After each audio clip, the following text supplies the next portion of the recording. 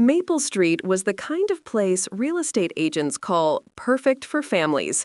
Mature trees, manicured lawns, and a palpable sense of suburban safety. It was why the Thompsons, Mark and Clara, had moved there with their two children, 8-year-old Leo and 6-year-old Mia.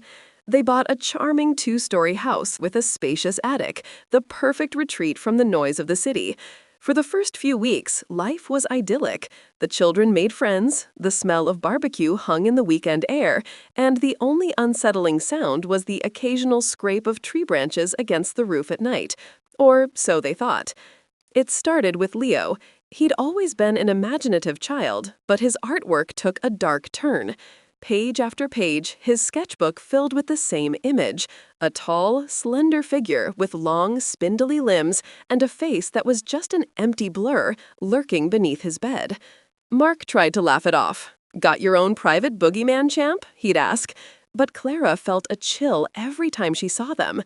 There was a disturbing consistency to them, an intent that felt beyond childhood fantasy.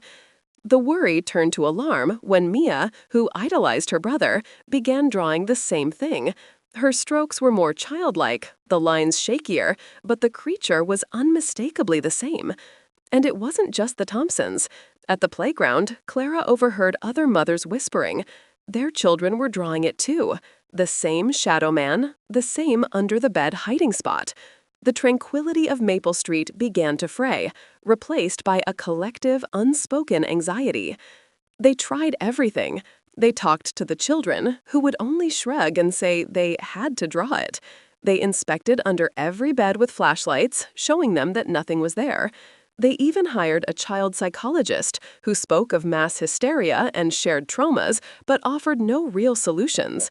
The drawings continued, growing more obsessive, more detailed, and Clara began to notice something else. Around the shadowy figure, the children weren't just scribbling, they were weaving patterns, intricate lines that crossed and looped in complex geometric shapes, almost like a circuit board or an ancient alphabet. As a graphic designer, Clara had an eye for patterns. This wasn't random. She took one of Leo's drawings and scanned it, blowing up the tiny symbols that framed the creature. They were consistent. They appeared in every drawing from her children and the other kids in the neighborhood. Meanwhile, the sounds in the house grew worse. What had once been a faint scratching in the attic became more defined. At night, when the house was silent, they could hear a slow dragging, the sound of long nails scraping against wooden floorboards. Mark, ever the pragmatist, insisted it was squirrels or raccoons. He promised to call pest control, but never got around to it. Clara, driven by a terrifying intuition, dove into the internet. She spent nights on obscure folklore and ancient symbology forums, researching the patterns from the drawings. Finally, she found it. A post on an anthropology blog about containment sigils or woven wards. They were visual spells used by ancient cultures not to banish evil, but to trap it, to create an invisible cage around an entity, preventing it from moving or acting. The post described how these wards were often taught to children in folktales, passed down like lullabies or games, an instinctual knowledge to protect the innocent. Clara's blood ran cold. The drawings weren't a portrait of the monster, they were a cage for it. And if the cage was under the bed, that meant the monster was there. That night, she confronted Mark with her discovery. He was skeptical, shaking his head. "Clara, this is crazy. They're just drawings." "They're not," she insisted, her voice trembling. "Mark, the scratching in the attic, don't you hear it? What if the kids are sensing something? What if they're trying to protect themselves?" "Protect themselves from raccoons?" he scoffed. "What if it's not raccoons?" The argument was cut short by a clap of thunder that shook the house. A storm, which had been brewing for hours, finally broke over Maple Street. Rain lashed against the windows and the wind howled. Suddenly, the lights flickered and died, plunging the house into near-total darkness. And then they heard it. From upstairs, from the attic. It was no longer a scratching. It was the sound of splintering wood, a violent, desperate sound, a sound of something trying to break out. Mark froze, the skepticism evaporating from his face, replaced by pure terror. The kids, Clara whispered. They scrambled up the stairs, using the light from their phones to guide the way. The noise from the attic grew louder, a frenzy of claws and fury, culminating in a loud crack as the attic's pull-down door in the hallway ceiling splintered. They reached the upstairs landing and froze. From the dark hole in the ceiling, something was descending. Long, thin, impossibly pale limbs uncoiled, followed by a contorted body that moved in a way that defied anatomy. It made no sound as it landed on the hallway floor, just feet from where they stood. The thing slowly rose to its full height, taller than Mark, its face a vacuum of smooth darkness, no eyes, no mouth, yet they could feel its gaze upon them. It was the creature from the drawings, but it wasn't under the bed.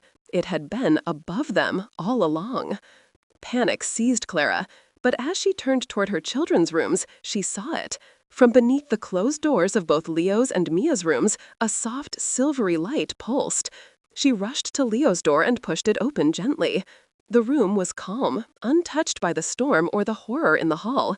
Leo was sleeping soundly. On the floor beside his bed, his latest drawing emitted the silvery glow. The intricate lines, the patterns, looked alive, humming with a quiet energy. It was then that Clara understood the terrifying miscalculation she had made.